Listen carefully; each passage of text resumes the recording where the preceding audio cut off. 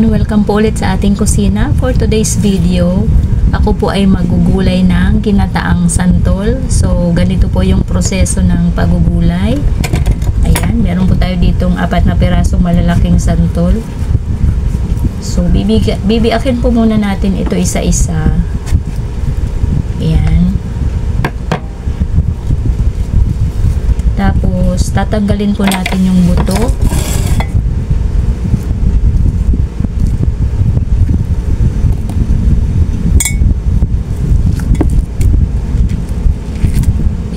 Siguro po matamis ito kasi bangkok po, yung malalaki po siyang santol.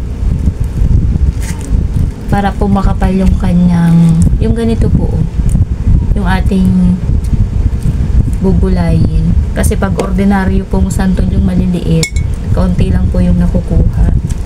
So maganda po yung ganito. So ayan, ihiwalay natin dahil kakainin ko po itong buto. Sigurado po matamis ito. So and guys, nabiak ko na po lahat. So ito na po yung buto, naihiwalay na natin at kakainin po natin mamaya. So yung tubig pong ating pagyayadyadan, lagyan nyo po ng kaunting asin para po hindi siya mangitim.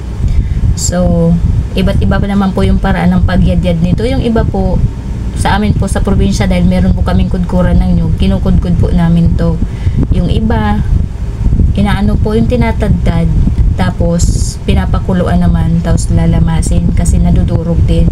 So dito po sa akin is eto po, kakayurin ko na lang po nung pangkayod sa buko. Ayan, mahabang proseso nga lang po at matagal, pero 4 na piraso lang naman po ito, so madali ko lang naman po itong matatapos. So ganyan lang po, kayurin lahat hanggang sa matapos. Basta po yung tubig meron pong asin. Ayan.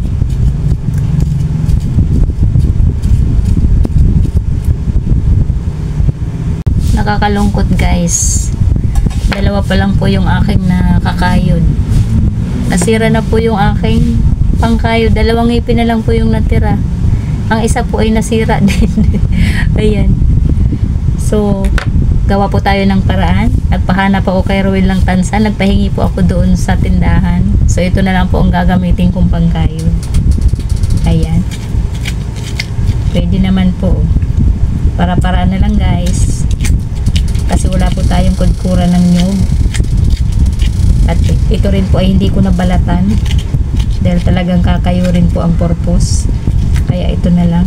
So ganito lang po yung pagkayod. Huwag nyo na pong sairin, kaya mapait naman na po itong malapit sa balat. Ayan, ganito lang po. Ayan, tuloy po tayo ng kakukudkud nito. So and guys, ito na po yung ating nayadyad na santol. So sunod pong gagawin natin is ganito. Lagay po natin sa kaserola kasama po nung may asin, tapos pakukuluan po natin siya. Ayan. So ayan, sasalang ko po sa apoy. So ayan guys, habang nagpapakulo po tayo ng ating gugulaying santol, ayan, naghiwa na rin po tayo dito ng sibuyas, bawang, meron din po tayong siling green. Lagyan din po natin ng labuyo, seasoning, at yung isasahog ko po is eto po, may hipon po tayo dito. Ayan, eto na lang po yung aking isasahog. Pero mas masarap po sana kung may tinapa. Mas malasa po talaga sa santol yung tinapa, kaso wala man po akong mabili. Ayan. So ayan, antayin po nating lumambot yung pinakukulo nating santol bago po natin ilagay sa strainer at huhugasan po natin. So ayan, ito na po yung ating pinakukulong ginadgad na santol. Ayan, malambot na po. So pwede na po natin siyang hugasan sa strainer. Ayan. So and guys, ito na po yung ating hugasan po natin hanggang sa lumamig. Tapos ipigain po natin siya para po matanggal po yung asin. Nasa sa inyo na po yun, kasi yung iba po ayaw naman ng walang-wala ng asin. Dahil santol nga po, syempre po may asin kahit papaano. So ayan. Pipigain po natin siya.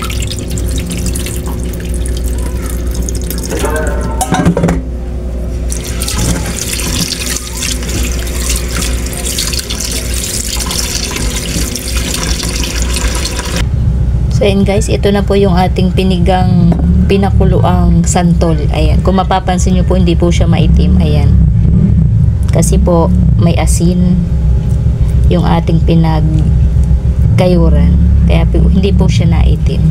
Ayan, start natin lutuin guys. So ito na po yung ating pangalawang gata, yung hindi po puro. So ito po yung ating paglulutuan, pagpapalambutan po ng ating gulay.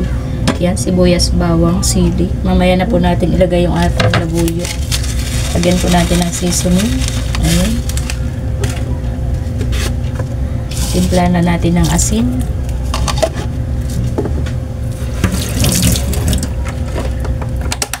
At ilagay po natin yung ating pansahog pong hipon. Ayan.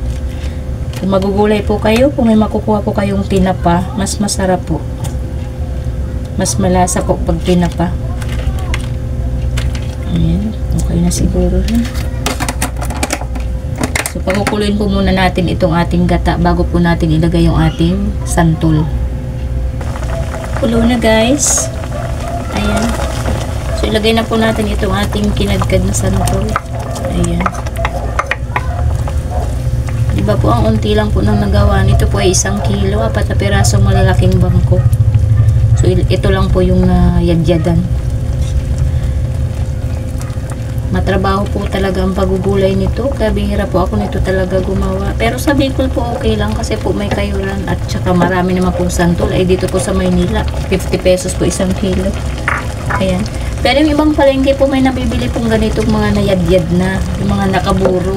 Kaso, syempre kung hindi po natin alam kung paano po nila yung ginawa, kaya medyo maseselan po, ayan, kayo na lang po ang magyadyad para sigurado po kayong malinis.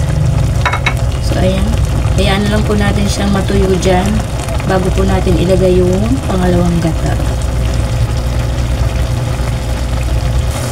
Ayan, tuyo na guys yung ating pangalawang gata. Ayan. So, ilagay na po natin itong ating pang pinaling gata, yung ating pong purong gata. Ayan.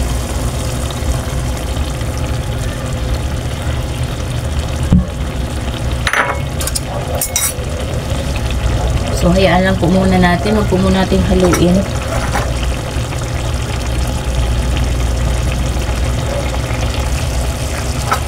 Haluin na natin guys.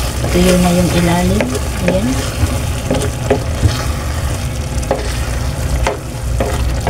Ang bango. Sobrang bango po pag hipon. Ang sahog. Ayan. So, konting in-ina lang po at atin na po itong hahanguin. Tikman na natin. Manamis-namis na po sa gata. Dagdagan natin ng asin. Ayan.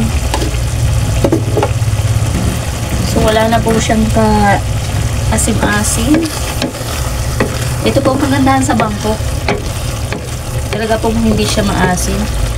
Pero kung ako po yung tatanungin, mas gusto ko po yung medyo kahit pa paano po ay may konting asin. Hindi naman po yung maasim na maasim. Kasi nga po santol, syempre po may asim po talaga yun. Ayan, hinaan natin yung apoy. Sasamainin po yung ating gata. Para po siguradong lutong-luto. Ayan. Ang sarap. Matrabaho nga lang po. Pero sulit naman po yung lasa. Sarap po talaga.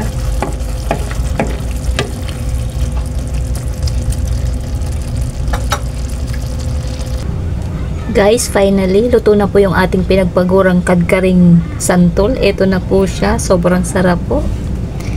May kurot po ng anghang. Perfect na perfect po sa kanin. So, hanggang dito lang po guys. Thank you so much po. Bye-bye po.